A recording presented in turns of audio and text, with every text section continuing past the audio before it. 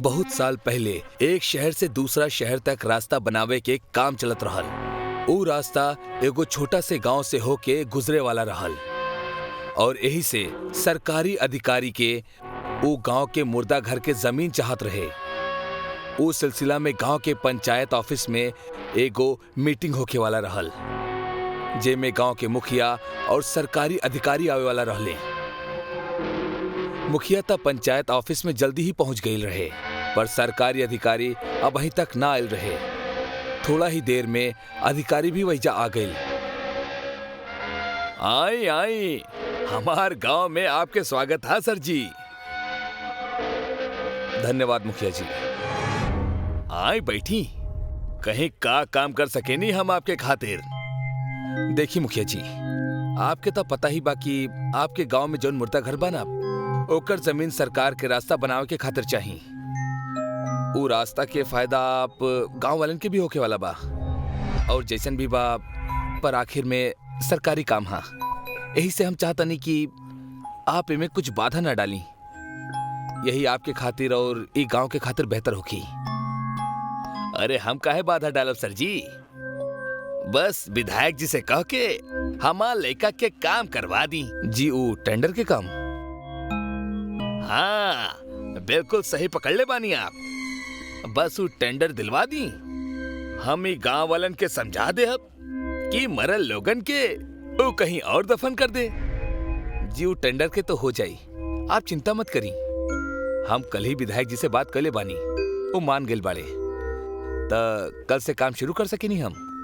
अरे खुशी से कर सके नहीं, केहू ना रोकी आपके। मीटिंग खत्म करके दोनों अपना अपना काम पर चल गए। अगला दिन से अधिकारी के देख रेख में काम शुरू हो गई। गांव वाला भी खुश रहले कि अब उनकरा एगो अच्छा और पक्का रास्ता मिल जाई। पूरा दिन बिना रुके काम चलत रहल। बड़ा बड़ा मशीन मुर्दा घर पूरा तरह से उधेड़ देहलस। हर तरफ बड़ बड़ गड्ढा कर देले। ओ दिन जमीन से बहुत सारा कंकाल बाहर निकलल। उस सारा कंकाल के जलावे के खातिर एक जगह पर इकट्ठा कर दिहल गई। पहला दिन के काम पूरा हो चुकल रहल। रात के सारा मशीन बंद हो गई रहे और सारा मजदूर सो चुकल रहले। दूसरा दिन अधिकारी और मुखिया काम देखे खातिर अइले तो ऊ हैरान रह गए। कल जौन जमीन मशीन उधेड़ देले रहल, आज ऊ बिल्कुल सपाट रहल, जैसे कुछ भइल ही ना होके। सारा गड्ढा मुंद गल रहल और कंकाल भी अपना जगह पर ना रहले। अरे मुखिया जी, हमने तक काम शुरू कर देले रहनी और बहुत सारा कंकाल भी निकलले रहनी, जो न भेजा नहीं खे। हमरा तो कुछ समझ में ना रहल बा। अरे कैसे हो सकेला? सर जी, कहीं जल्दी में आप दूसर जमीन तो ना उधेड़ देले? अरे ई का बोल रहा बानी? हमने इतना बड़ गलती कैसे कर सके नहीं? फिर ये सब कैसे हो गई? अधिकारी सोच में पड़ गई और वो अपना सारा मजदूरन के फिर से काम करे के आदेश देलस। पूरा दिन जमीन खोदे के काम चलत रहल, पर ई बार उनकरा एक भी कंकाल ना मिलल। सारा मजदूर और अधिकारी हैरान हो गए। रात के फिर से काम बंद करके सब सुत्ते खातिर चल गए। अधिकारी जहाँ रुकल रहल वो एगो छोटा सा घर रहल। वो वहाँ आराम से सुतत रहल। अचानक केहू ओकर दरवाजा खटखटौलस। वो हड़बड़ा के उठल। इतना रात गए के आयल हुई। अधिकारी जल्दी से दरवाजा खोले गए। वो दरवाजा खोलस तब बाहर मुखिया बहुत ज्यादा डरल खड़ा रहे। अरे काबिल मुखिया जी, आप इतना डरल काहे बाड़े? सर जी, जल्दी से हमरा साथे चली, बहुत बड़ गड़बड़ हो गई बा। अरे लेकिन भइल का, आप खुदे देख ली। लेकिन कहाँ जाए के बा ई तो बताई। हम आपके रास्ता में सब कुछ बता दे। आप पहले जल्दी से हमरा साथे चली। मुखिया और अधिकारी दौड़त दौड़त मुर्दा घर के पास अइले। अधिकारी हाफत हाफत यहाँ वहाँ देखे लागल। सब मशीन बंद रहल, चारों तरफ सन्नाटा रहल, गड्ढा भी वैसने के वैसने रहल। अरे का भइल मुखिया जी? आप कहत रहले कि सब पहले जैसा हो गइल बा, पर यहाँ तो सब कुछ ठीक बा। मुखिया सामने देखत देखत बड़ा ही शांत स्वर में बोलस। सर जी, कुछ लोग आपसे मिलल चाहता रे। के? ई लोग इतना कह के मुखिया जमीन की तरफ हाथ कैलस। अधिकारी पीछे मुड़ के देखे लागल। जैसे ही मुखिया हाथ बढ़ौलस, जमीन से आत्मस्वरूप कंकाल बाहर आवे लागल। ओमे औरत, आदमी और जानवर के भी कंकाल शामिल रहल। उस सब जमीन से बाहर निकल के हवा में खड़ा हो गए। अधिकारी उ नजारा देख के बुरी तरह से डर गए। वो मुखिया के तरफ मुड़ल और ओकरा से कहे लागल, अरे मुखिया जी भागी यहाँ से, ये सब भूत बाड़े। अधिकारी देखलस कि मुखिया अपना जगह से ना हिल रहल बा और ओकर आंख भी सफेद पड़ चुकल बा।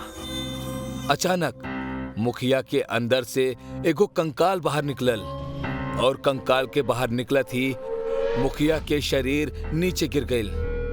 अधिकारी भागे के कोशिश करे लागल, पर ओकरा सारा कंकाल घेर लेले रहले और ओमे से एगो कंकाल आगे आयल। तो हमने के घर बर्बाद करे के हिम्मत कैसे कैला? मरे के बाद भी तो सरकारी लोग हमनी के चैन से जिए ना देवेला। पर कोनो बात नहीं के, जिंदा लोग तहर कुछ ना बिगाड़ पौले, पर हमनी कंकाल तोहरा के सजा देहब। अब तोहरा के और मुखिया के हमनी लोग ना छोड़ब। मुखिया के धीरे धीरे होश आवे लागल। वो आँख खोल के देखलस तो कंकाल के बीच में घिरा रहल। डर के मारे ओकर शरीर कांपे लागल।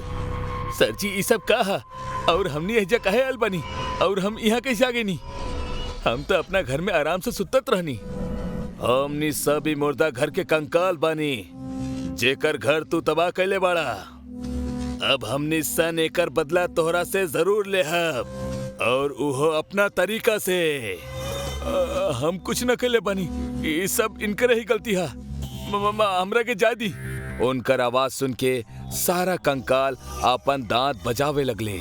दांत की आवाज सुन के मिट्टी के ढेर अपने आप थरथरा के गड्ढा में गिरे लागल और गड्ढे के मुंदब शुरू हो गई।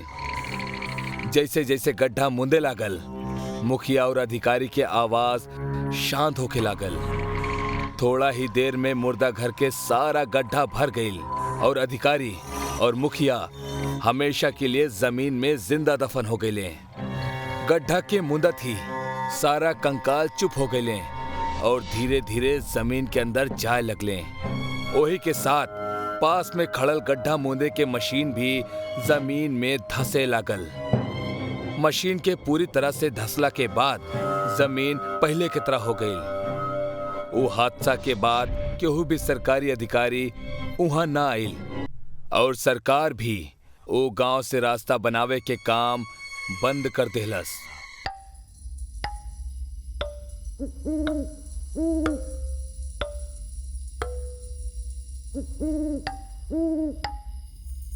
अरे हाँ दादाजी, हम समझ गए नहीं आपकी बात।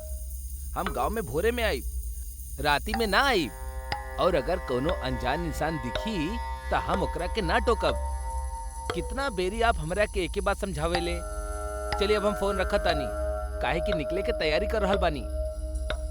अतुल 25 साल के एगो खूबसूरत नौजवान रहल। वो अपन इंडिविजुअल फैमिली के साथे शहर में रहत रहल, लेकिन ओकर अपन गांव और गांव के पुश्तैनी मकान से कुछ खास लगाव रहल। यही वजह से जब भी ओकरा मौका मिलत वो अपन गांव जाइत और घूम के वापस आ जाइत। अतुल आज करीब 3 साल के बाद अपन गांव जात रहल, जहां वो हाल ही में फैलल एगो दहशत से पूरी तरह अनजान रहल। आज पूर्णिमा के दिन रहल। सुबह के 7 बजे ही अतुल ट्रेन पकड़ लेले रहल और तकरीबन शाम के 5 बजे अतुल पहुंच गए अपन जिला राजगढ़ में। यहाँ से होकर गांव करीब 5 किलोमीटर दूर रहल। अतुल स्टेशन पर उतरेला और बाहर निकल के अपना गांव जाए खातिर सवारी के तलाश करेला, लेकिन वो ये देख के हैरान रह जाला कि वहाँ मौजूद एक भी सवारी राजगढ़ जिला के कौना भी गांव जाए खातिर तैयार ना रहल। तब बे अतुल एगो टांगे वाला से बात करेला। अरे ओ भैया सुना जरा, कि तू लोग गांव में जाए खातिर कहाँ तैयार ना बड़ा? कोनो भूत प्रेत बका भैया? अरे कहाँ से आयल बड़ा भैया? का तोहरा राजगढ़ के 14 गांव में फैलल दहशत के बारे में नहीं के मालूम? तू का बात के गोल गोल घुमा रहल बड़ा? साफ साफ बतावा ना, आखिर बात का बा। अरे भाई साहब, ये वक्त वो किस्से के जिक्र करे में भी डर लागेला। बस इतना समझला, आज पूर्णिमा की रात था।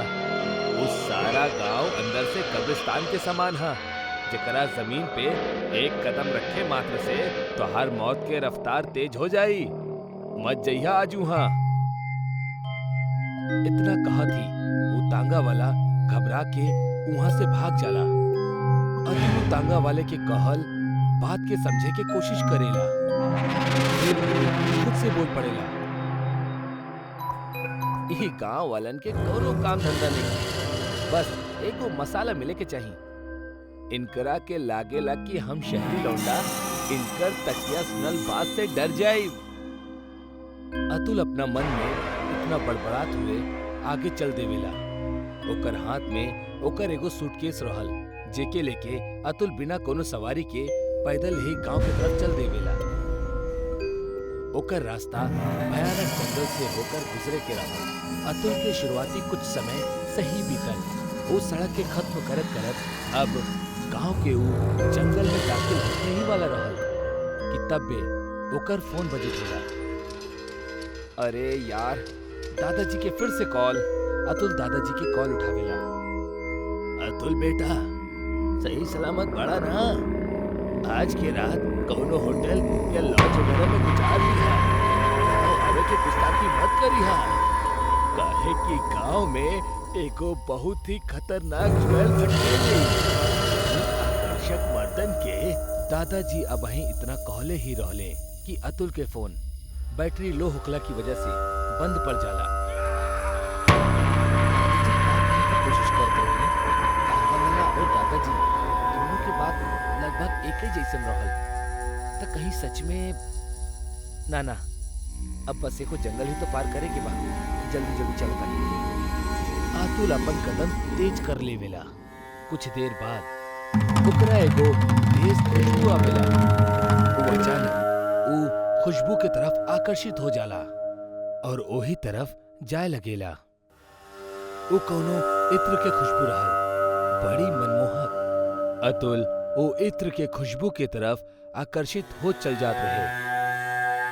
वो एगो शादी के मंडप जैसन दिखे वाला एगो वीरान पड़ल मंडप के पास जाके रुक जाला, जहां सामने ओकरा दुल्हन के जोड़ा में खड़ल एगो औरत दिखाई पड़ल। अतुल पे वशीकरण भइल रहे और यही के चलत उस शादी के मंडप तक आ पहुंचलस। एकरा बाद अतुल धीमे धीमे मंडप के अंदर दाखिल होखेला और फिर वरमाला पहनावेली और ओकर ठीक बाद अतुल भी वो औरत के वो वरमाला पहनावेला। अतुल अपने आप विवाह के सारा रस्म के करे लगेला। विवाह संपन्न हो जाला के बाद अतुल अचानक से बेहोश हो जाला और जब ओकर आंख खुलेली तब वो होश में आ चुकल रहल और अपन कंट्रोल में रहल। ओकर पूरा शरीर में एगो भयानक दर्द हो उठल रहे। अतुल वो दर्द से परेशान उठे के कोशिश करत रहल, लेकिन ई का अतुल के हाथ और पैर दोनों किनारा से बंधल रहे। तब बे ओकरा अपना सामने एगो औरत घूंघट में आवत दिखाई देवेली। वो औरत के देख के अतुल चीखब और चिल्लाइल शुरू कर देवेला। के बाड़ू तू और हमरा इस तरह काहे कैद करके रखले बाड़ू? फिर वो औरत अपन उतारे लगी। ओकर चेहरा देख के अतुल के पूरा शरीर कांपे लागेला। वो जलल चेहरा वाली एगो डरावनी औरत रहल, जेकर आँख के पुतली गायब रहल और पूरा चेहरा से लाल खून झलकत रहल। इतना डरावना नजारा के देख के अतुल कांपब शुरू कर देवेला। के बाड़ू तू? हमरा जायदा, हमरा छोड़ दा। वो औरत अतुल के करीब आवेली और फिर उसे एगो भारी आवाज में कहेली, हम तहरा से शादी करके तहरा यहाँ ले आईनी, बाकी हमरा के मालूम पड़ गइल कि तू हमार पति नहीं खा। एही से अब तहरा के मरे के होई, अब तहरा के मरे के होई। अब हमरा मत मारा, छोड़ दा हमरा के, जा दा हमरा के। अतुल वो डायन से रहम के भीख मांगत रहल, लेकिन रहम इंसानन में होखेला, डायन और पिशाचन में ना। अतुल के ठीक बगल में रखल खंजर हवा में अपना आप उठेली और वो खंजर अतुल के सिर से आर पार हो जाली, जैसे अतुल तड़प तड़प के मौत के नींद सो जाला।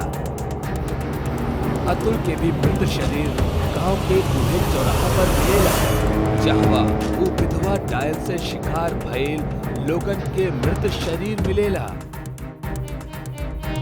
अतुल के लाश के बगल में कुछ लोग इकट्ठा भइल रहले और तब अतुल के दादाजी वहां पहुंच जाले और ओकर लाश देख के रोअब शुरू कर देवेले। अरे हम मना कैले रहनी, गांव में सूर्यास्त के बाद मत आइहा, ओ अभागन डायन जान ले ली। हम आगे कुछ बताईती कि तब में फोन कट गल रहे। हे भगवान, ये सब का हो गई। ये विधवा डायन की कहानी बहुत अलग है। गांव वालन के मुताबिक ऐसन डायन सिर्फ मर्दन के शिकार करेली और वो मर्दन के जौन जवान बाड़े और शादी के लायक बाड़े। विधवा डायन के दास्ता ई बयां करेली कि 2 साल पहले ओकर शादी भइल रहे। शादी के तकरीबन 1 महीना बाद तेज बिजली के झटका लगला की वजह से ओकर पति के मौत हो गई। शादी के 1 महीना बाद ही वो विधवा हो गई। बस यह शोक में वो खुद के जान ले लेलस। लेकिन कुछ लोग इहो बतावेले कि वो खुदकुशी ना कैलस, बल्कि गांव के ही कुछ वैशी दरिंदा लोग ओकर पति के ना होखे की मजबूरी की वजह से ओकरा घेर ले और ओकर बलात्कार क के ओकरा मौत के घाट उतार देले। अब आखिर में ये घटना के का सच है, ई त केहू के भी ठीक से नहीं खे पता। लेकिन लोगन के मुताबिक वो औरत के मरद ही वो एगो विधवा डायन के रूप में जन्म लेहलस और शाम ढलला के बाद वो राजगढ़ में छिप छिप के नजर रखेली और जैसे ही ओकरा कोनो जवान युवक दिखेला ओकरा अपना इत्र के वश में क के ओकरा से शादी कर लेवेली। और जब ओकरा पता चलेला कि वो ओकर पति नहीं खे तो ओकरा जान से मार देला।